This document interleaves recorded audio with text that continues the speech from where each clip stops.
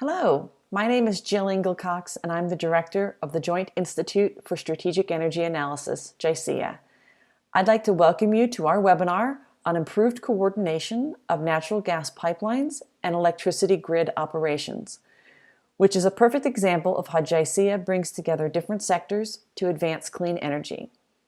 This JICEA analysis was supported by a consortium of sponsors, including Kinder Morgan, American Gas Association, Mid-Continent Independent System Operator, Hewlett Foundation, Environmental Defense Fund, and American Electric Power.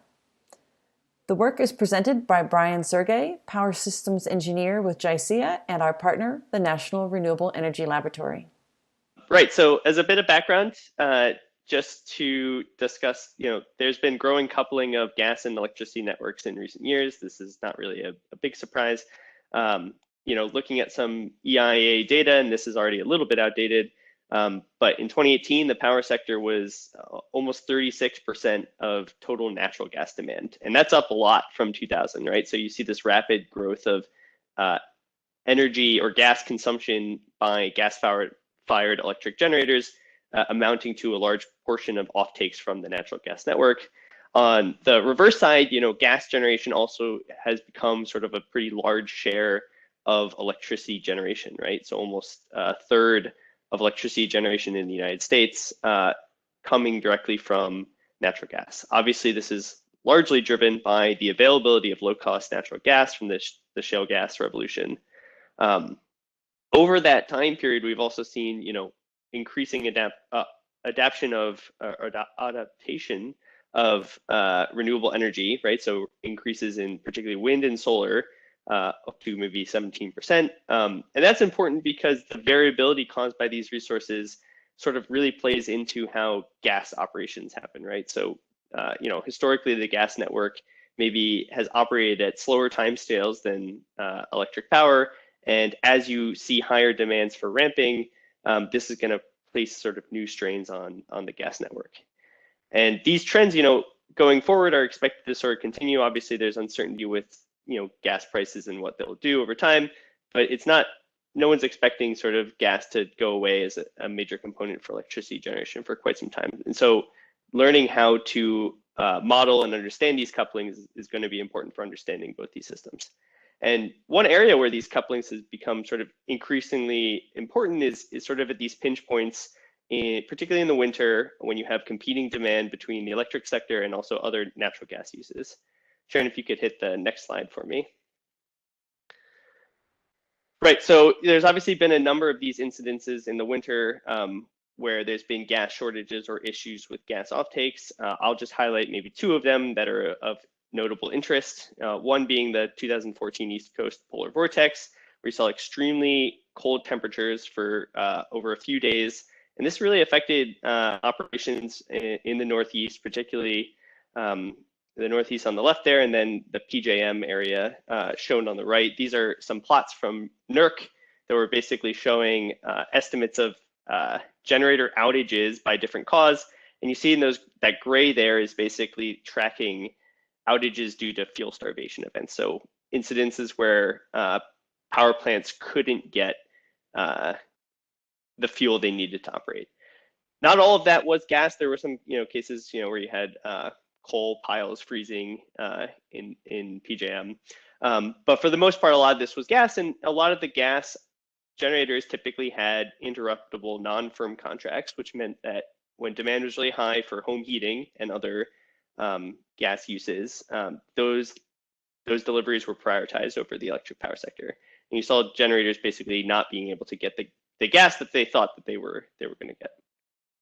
I think you saw a couple of other interesting issues in this case, in New England especially. There were sort of dual fuel units that weren't able to start up.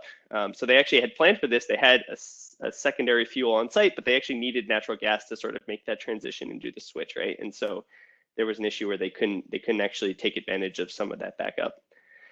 In PJM, there was also, I thought this was interesting. You had this case where the loss of a natural gas compressor station exacerbated the problem, right? So there's a compressor station that failed, and that actually created more of a bottleneck in the pipeline system, which kind of further cut off generators from getting gas.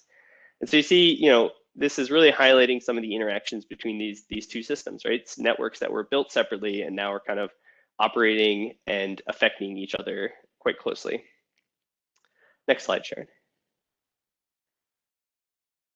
Right, so then, much more recently, we saw this also with the Texas winter storm. Now, in Texas, obviously, there were a lot of things that went wrong all at once. And so we won't say that, natural gas fuel starvation outages were the driving case. In fact, I think ERCOT estimated that the kind of the time of most out capacity or the greatest outages, fuel starvation from natural gas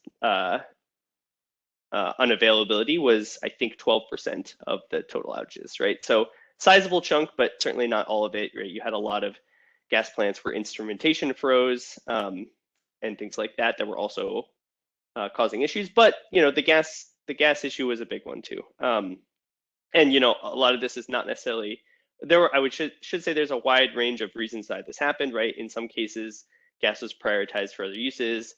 In general, you had a lack of availability of gas due to gas wellheads freezing or gas in pipelines freezing or flow back from produced water freezing, and that basically disrupted a lot of supply.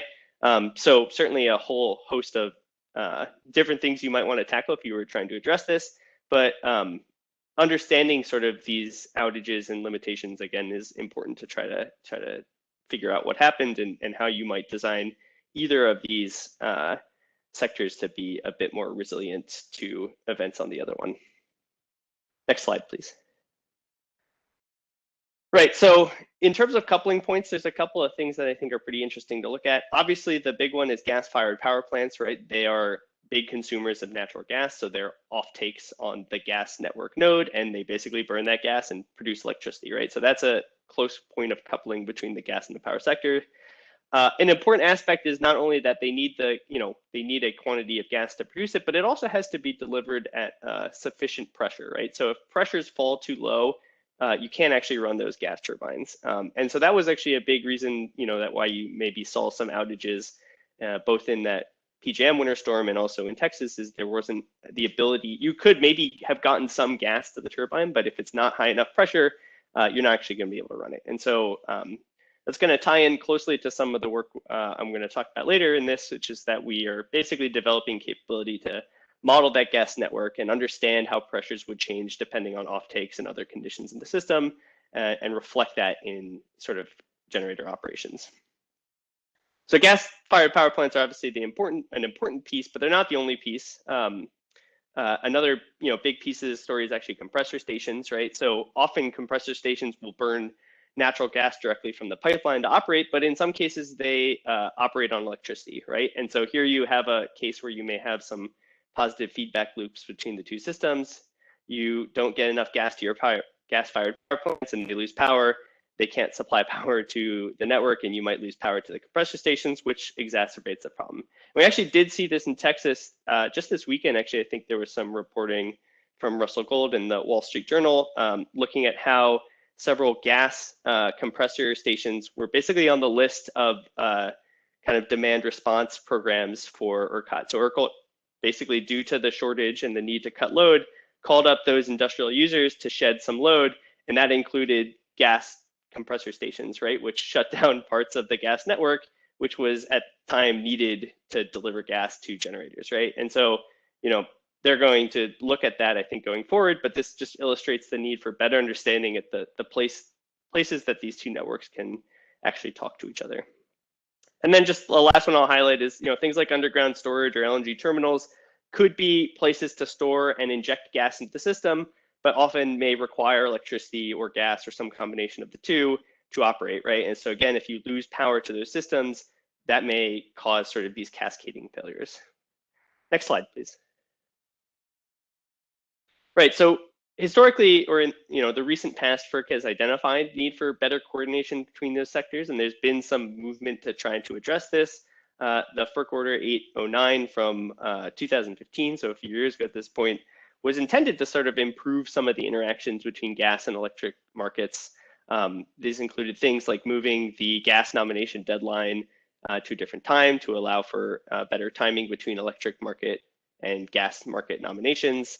Also, the addition of a third intraday nomination cycle that would basically allow gas offtake or gas users of gas to update their requests based on sort of more recent information from the dispatch models. So there is sort of this recognition that we would want these things to align better, but I would say still some disconnect with how these two markets operate. Next slide, please. So at a high level, I think there's a couple of different levels of coordination that we might think about between gas and power sector. In one category, I would say is the decision-making level. So when are decisions happening? One aspect of this is the planning level, right? So you might be choosing what to build, where to build it, and how much to build, all based on sort of the communication between these factors, right? So if you know there are pinch points, maybe you need to build more pipelines, maybe you need to build more compressor stations, maybe you need to build backup compressor stations. All those sort of investment decisions are sort of, in my view, the kind of at the planning level. And then there's another aspect, which is operations, right? And so that's, once you have the steel on the ground and you have the networks built out, how do you actually operate those systems to work more in sync? And what information is communicated between those two systems to actually maybe make them operate a bit more smoothly? That gets, I think, nicely into the optimization control level, right? And so you might have systems that are co-optimized, which is sort of a central planning approach. And in this framework, you could have one decision maker, and they're basically able to see all the constraints on the system and all the costs in the system, and they optimize the operations to work perfectly. As I was mentioning on the last slide, this isn't really how the gas and electric markets exist, right? So those two operate somewhat independently, although they're informed by each other. And so for the work I'm going to talk about today, we actually take sort of what we're going to call more of a co-simulation approach. And in that world, we're basically allowing each of those networks to be solved independently, but with feedback to each other, right? So with information passed from one system to the other to kind of limit, constrain, or inform how the optimization is done for each of the two systems. So again, for this work and the kind of framework and case study that I'm going to present today, we really focus on the operations level with co-simulation approach, though I think that there's lots of work and room to be done at sort of all different combinations of these. Next slide, please. Right, so for the work that we're presenting that we did with JASIA, we basically established this coordination framework using models in Energy Exemplars Plexus. So we used the production cost model for operations of the electric power network. And then we had a transient gas simulator with Saint, which is developed by a company called Encord. And the idea was that we basically simulate, we have the three levels of dispatch at the electric sector. We have a day ahead model where you fix commitments of some of your slowest moving generators, such as your coal-fired power plants. Then we have an intraday clearing period, and then a real-time market, which solves hourly. So that power sector model would solve based on no constraints from the gas system. It's basically the optimal power dispatch given what information you provide it in terms of load and in terms of renewable availability and everything like that. So that from that we can get gas offtakes from each natural gas fired power plant, and because we have the linkages to the gas network nodes, we basically turn that into a gas model along with other information about gas deliveries to either industrial customers or local distribution companies that are serving loads for home heating and things like that. And we basically run this dynamic gas simulation to understand what the actual gas dispatch or the gas operations would look like. From that, we can basically figure out what the constraints are, right? And this is what in our kind of framework we call the co-simulation approach. So we've now basically understood, okay, there's some bottlenecks here. Maybe the gas generator at this node requested X amount of gas, but we can only deliver 75% of that. And so that's a constraint. We'd have to cut off that gas basically at that level to make sure that pressures are delivered and whatnot. So we could stop there and just say that's a hard constraint. But what we wanted to do is take it to the next level and say, okay, what if we feed that information back as a constraint to the power sector model? So now we have information from the gas modeling going back into power sector operations, and we redispatch the model based on constraints on fuel offtakes at key nodes where there are bottlenecks.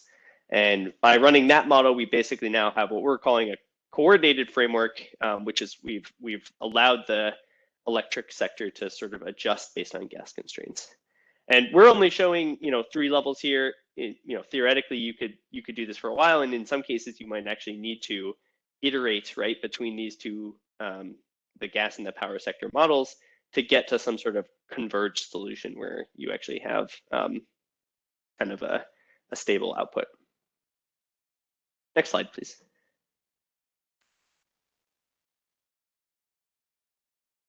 Right, so this was sort of a high-level framework, but we really wanted to explore how this would actually look in practice.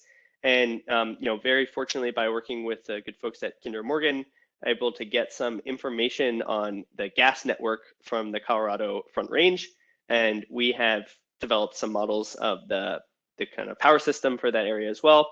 And so we basically want to do this case study of how integrating these 2 models would work. What would be the usefulness? Would there be kind of any interesting findings from that? The left is showing basically Colorado's annual capacity and generation mix for the system that we designed in Plexos. We ran 2 cases. We looked at sort of a present day case from 2018, which had breakdown of basically the left column, that 2018 column, with a mix of coal, some wind, some solar. And then we ran a future case, because again, we were interested in seeing how gas operations might be affected by higher renewable penetrations.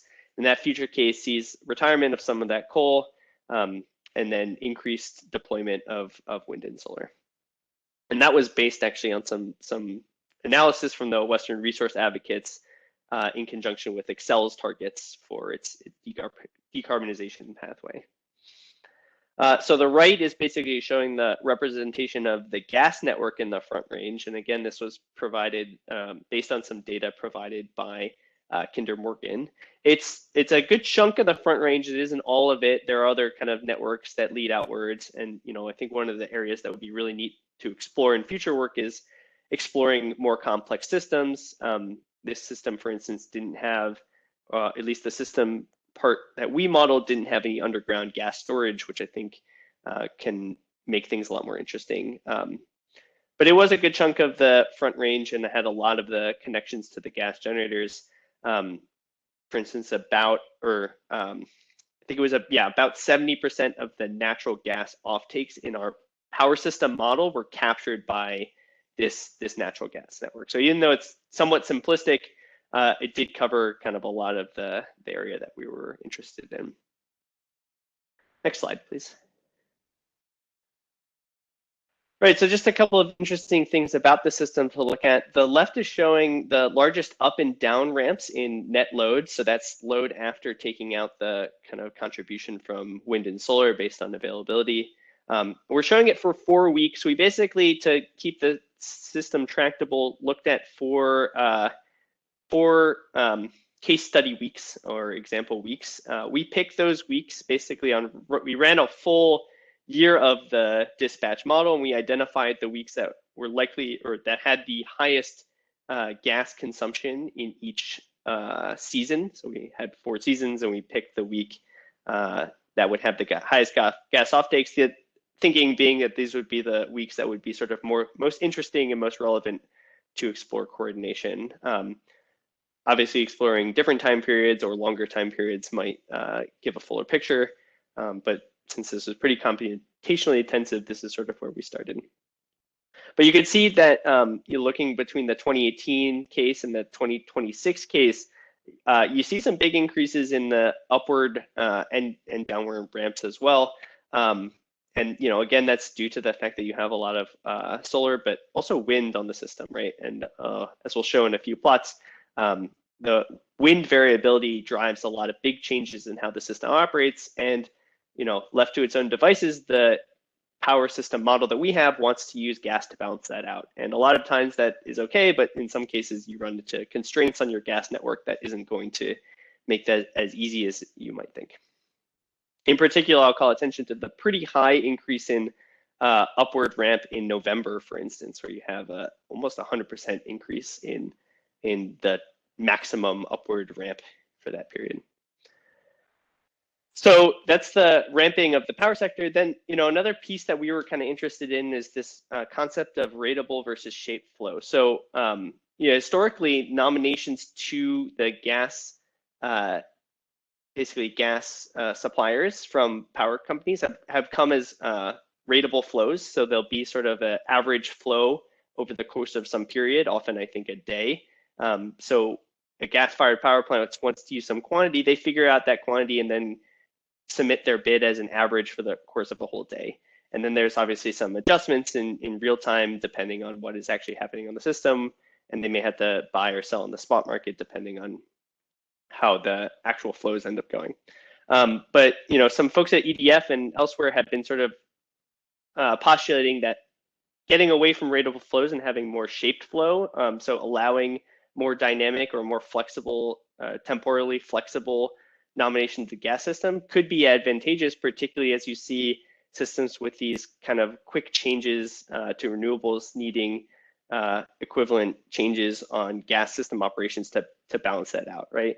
And the right plot is kind of trying to demonstrate that a little bit. So we ran cases with these ratable flow nominations from the gas sector, and then also allowed dynamic hourly nominations. And you can see the difference in the purple is the shape flow, and that dashed pink line is the ratable flow. And so you can see this is just a single gas combustion turbine.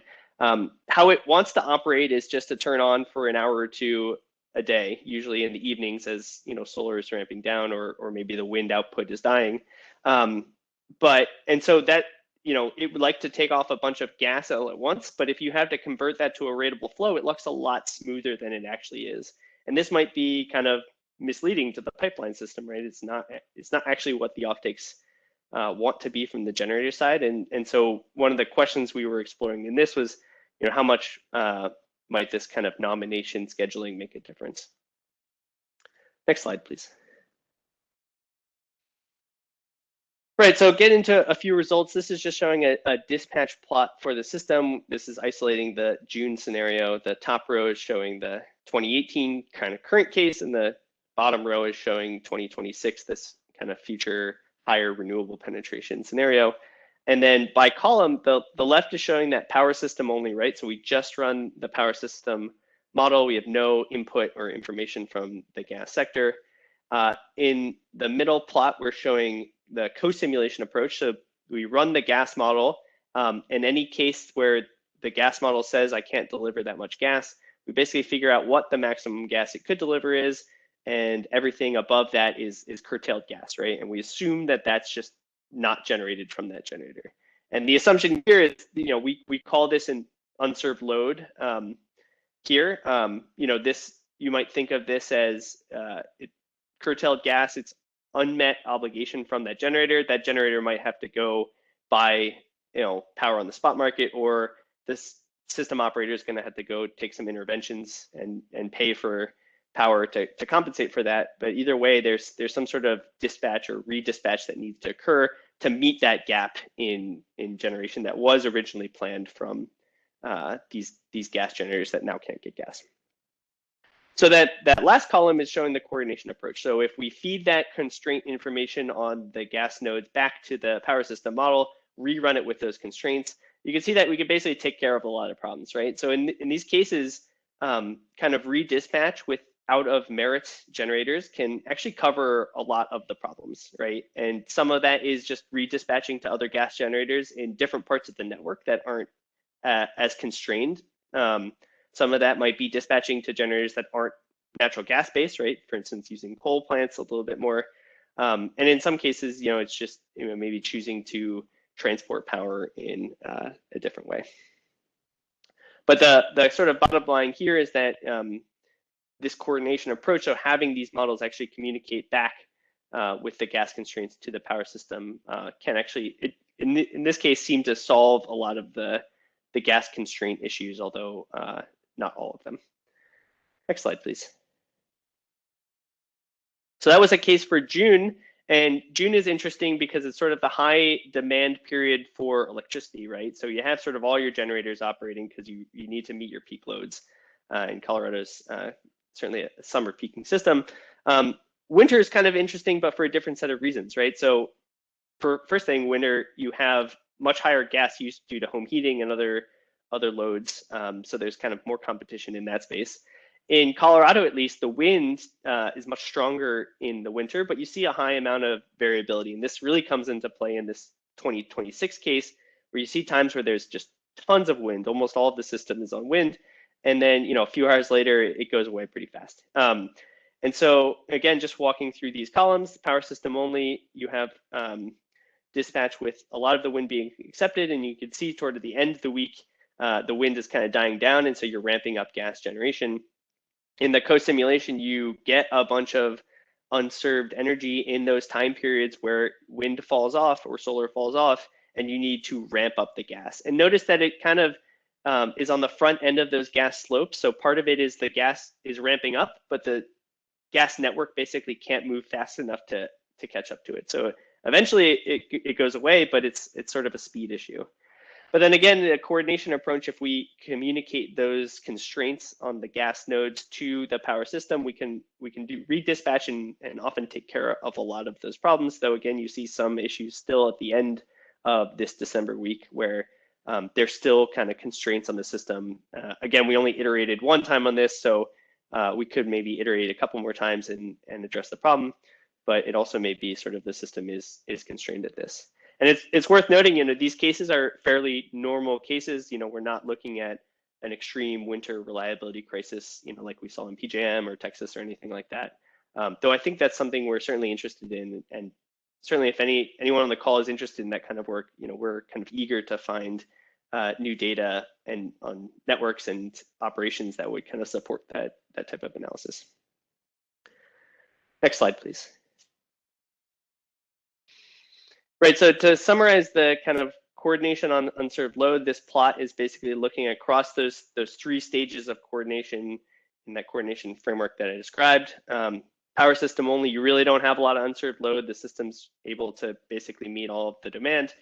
Co-simulation, if you just impose those natural gas constraints without redispatch, you get a lot of issues, but most of them you're able to take care of, again, with just one iteration of coordination between the gas and the power system models, right? So that reoptimization really substantially reduces. And again, only one layer. You could do this probably a couple more times to get most of the unserved load in that coordination level. Next slide, please. So I think one thing that's interesting to highlight here is that this is a case where understanding the network can be really important, right? So what we found is that most of the unserved energy was really occurring just at two nodes and really characterized by their location in close proximity to this compressor station. So what was happening, at least for this analysis, is there were times when basically you have a lot of the load, both from gas-fired generators, but also from the local distribution offtakes, being to the right of that second compressor station in that plot to the bottom left. So they're all kind of downstream of this system. And so, in order to respect the power constraints or operating constraints of the compressor, as well as the compression ratio, there were limits on basically how much you could put through there. And that limited how much you could take off at the above the two gas generators that were right above that compressor station. So those in our system were basically the problem nodes where we were seeing most of our curtailed natural gas due to the limits on the compressor station, which, again, we focused on an operational model. This might reflect, this could be a good place to invest in either a more higher powered compressor or some sort of upgrade there. And I think that kind of analysis isn't what we focused on here, but could be really interesting for this kind of coupled modeling. Next slide, please.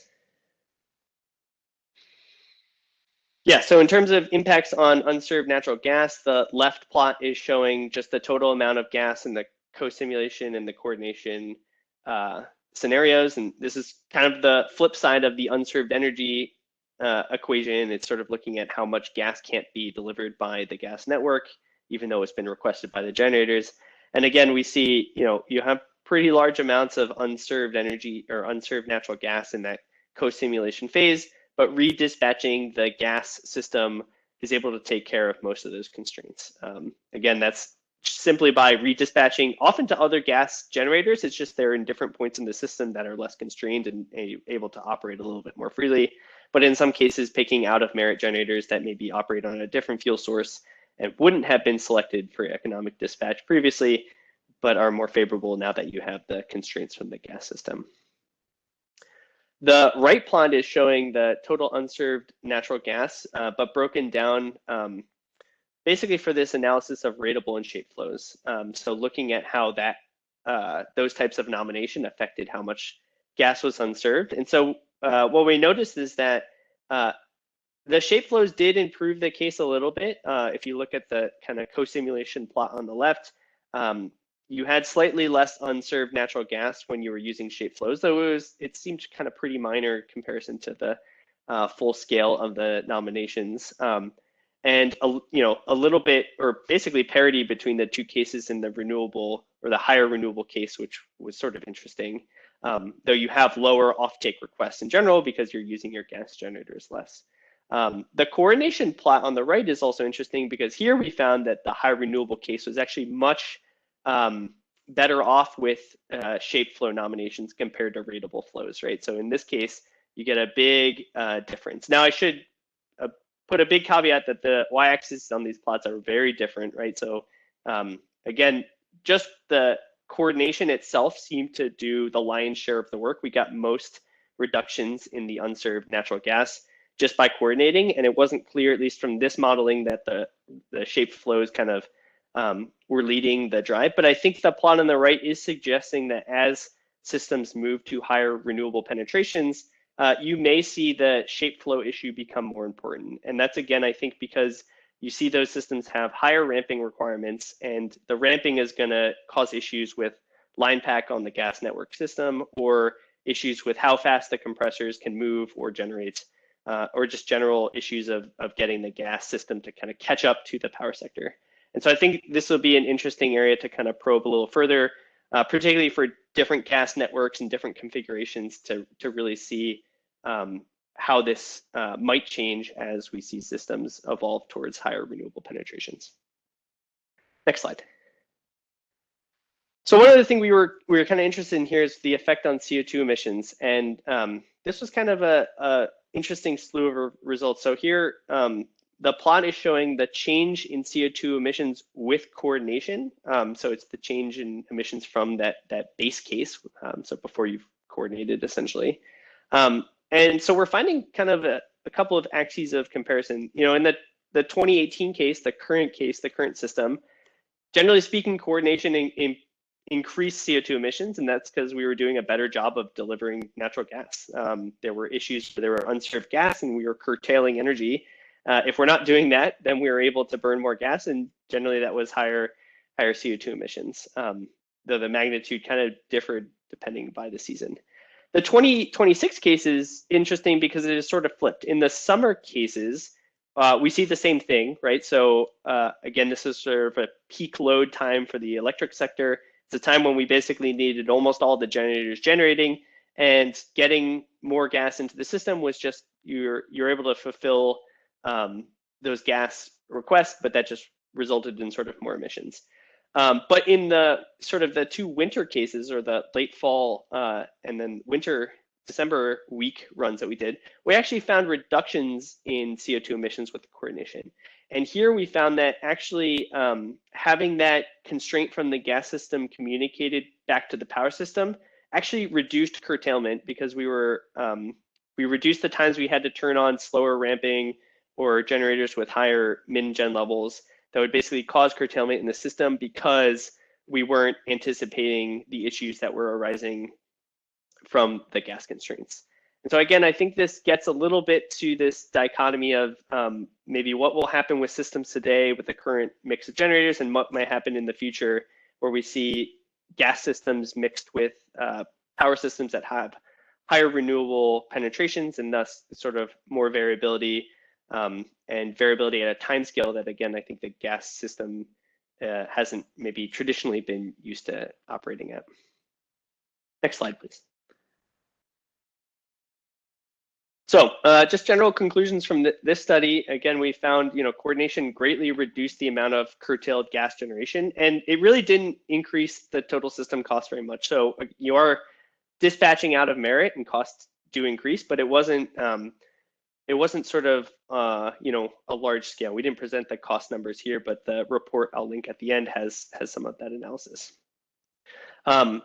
There's other pieces of this work that I didn't really focus on today, but we looked specifically about the coordinated intraday markets, and found that intraday analysis was able to reduce unserved natural gas by almost 97%, right? So just adding that intraday component really reduces a lot of the unserved natural gas, right? And that communication between the day ahead and the real time is helpful because you have better forecast information and things like that. Yeah, one thing I think I'll just stress again, because I thought it was maybe one of the more interesting parts of this study, but the unavailability of gas really seemed to be caused by different drivers. And sometimes you have a period of high electricity demand. It was really about just total delivery constraints. So you couldn't move that much gas through the system because there's a lot going on. In other time periods, particularly in some of these winter cases, at least for our Colorado system, it was actually more of a function of the ramping requirements and things like compressors not being able to keep up. And then again, moving from these constant or ratable flow nominations to flows that vary by hour or even sort of sub-hourly nominations seem like they might be useful for systems with larger penetrations of renewable power. Next slide, please. So that was sort of the highlights from this Colorado study we did with JC. I just want to touch on a few things about future direction and where we're going with this. That framework we developed, that was all in Python, but one of the things, there's a big effort at the lab to sort of expand co-simulation platform capability. And so we're actually looking to build out this modeling capability with HELICS. So HELICS is this hierarchical engine for large-scale infrastructure co-simulation. It's this open source co-simulation framework that's been developed by NREL and also a host of other national labs through the Grid Modernization Laboratory Consortium. It is open source and available. It's available in a ton of languages, and sort of I'm working with the natural gas use case there to kind of institutionalize some of this coordination framework in using that platform. Next slide, please.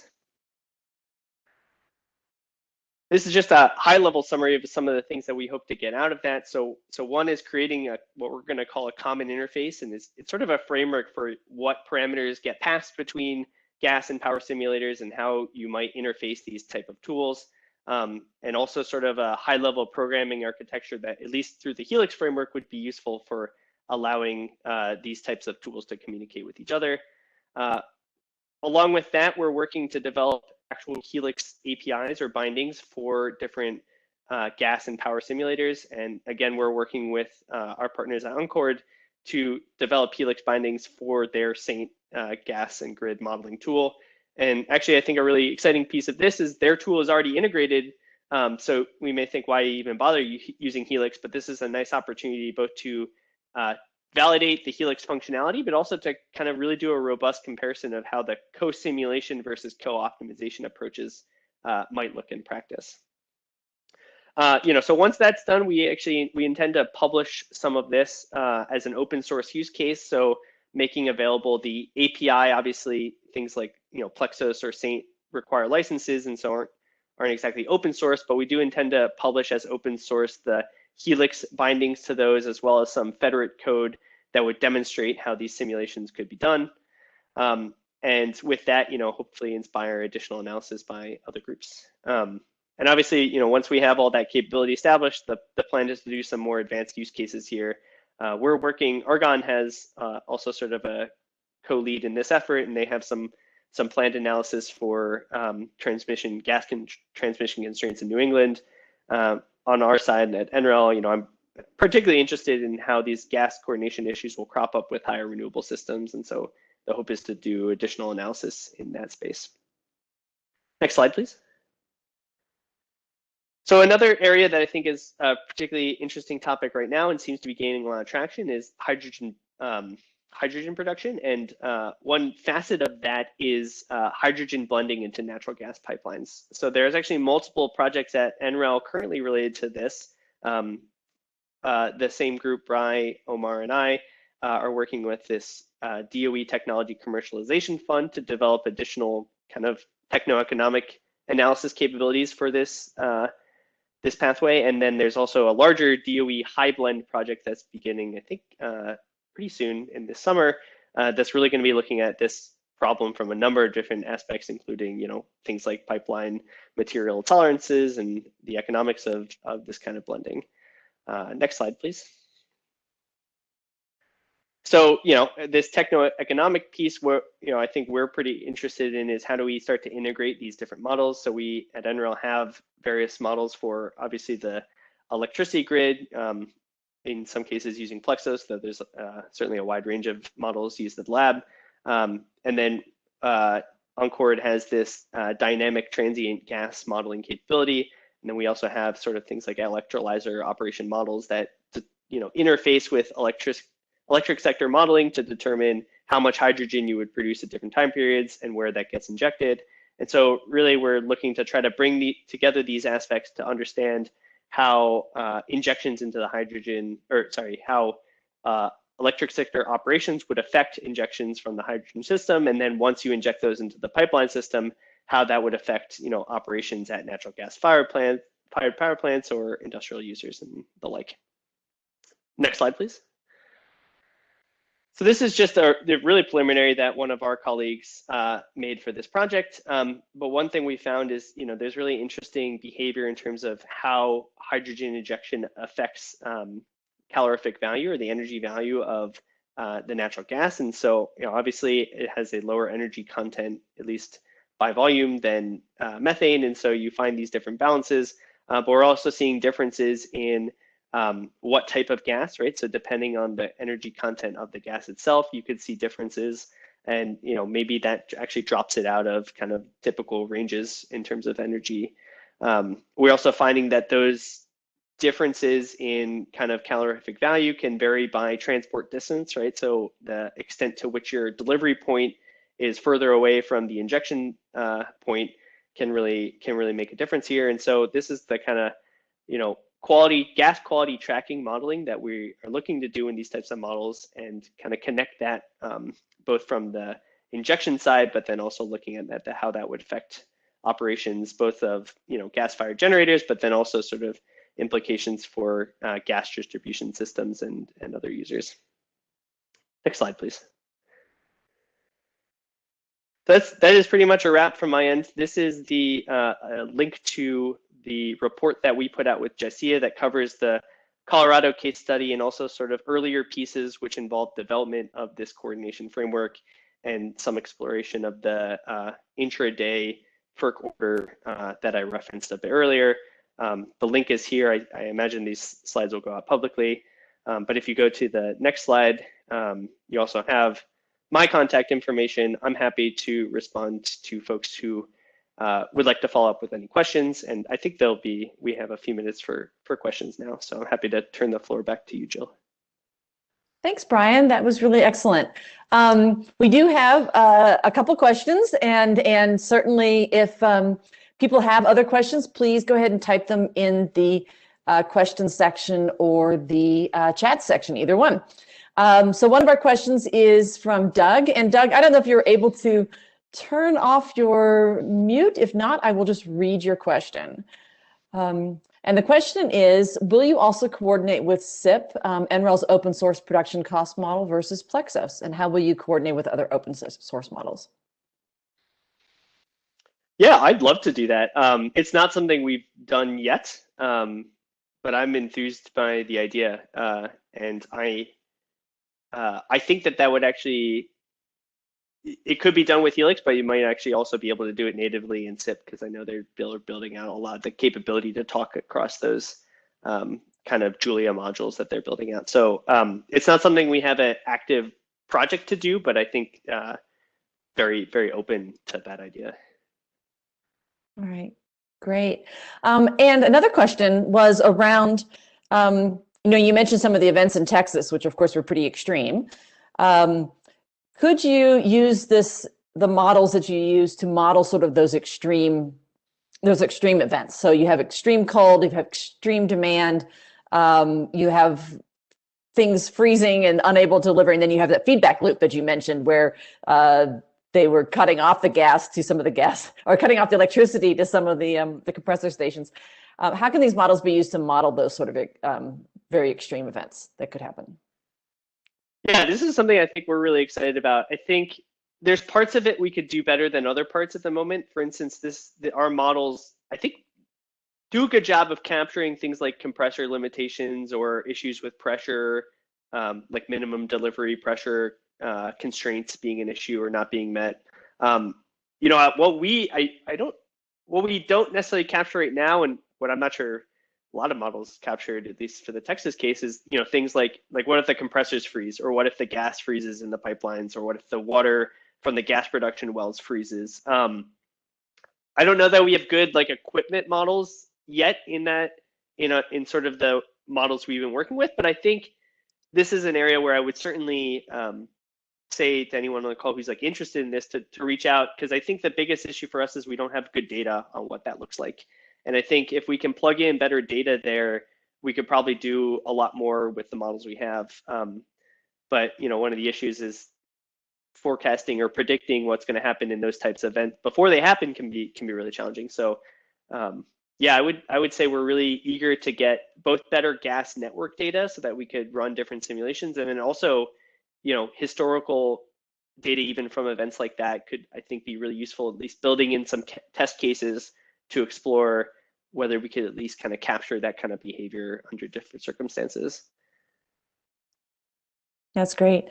And so I have a question. I'm curious why maybe this hasn't been done before, and since it hasn't, why this type of coordination isn't already happening, and if you have any thoughts on how to incentivize that for the utilities that are involved and the operators. Yeah, it's a nice question. I mean, there has been some other folks at the labs particularly have done some other research on coordinated modeling. I think from the utility side, I mean, there is an appeal, right, to the, or I think in many cases, the issue with gas is that there's, these gas generators are buying interruptible contracts, right? So it's not firm delivery. They're not buying space on the pipelines. And that's one of the reasons they can be really low cost and competitive. And that works out most of the time. And they actually, I think, because of that, are able to do quite well economically, but in times of stress, it doesn't. And so I think, the answer might depend on who you ask. I think gas operators would say, they should pay for firm contracts, and that will incentivize additional pipeline capacity and sort of reduce some of these problems. I think others might point to the fact that, maybe you do, some issues with the timing of the markets and just how those have operated have been some limits to the coordination levels. Great. And I think Doug was making some suggestions on who to connect to get more data. So I think it'd be super exciting to be doing some of this increased modeling and increased coordination, because certainly as we see gas becoming such a large part of the power system, you get these interactions that we really hadn't seen when it was such a smaller part. So I don't see any other questions. So if there's nothing else, then thank you again very much. And thanks to all of you who attended. Please, I did put the links in the chat so you can go to the original reports, and feel free to contact Brian and others. If you have any questions, we will post this. This is what's recorded. We'll be posting this and also making the slides available. So thank you very much.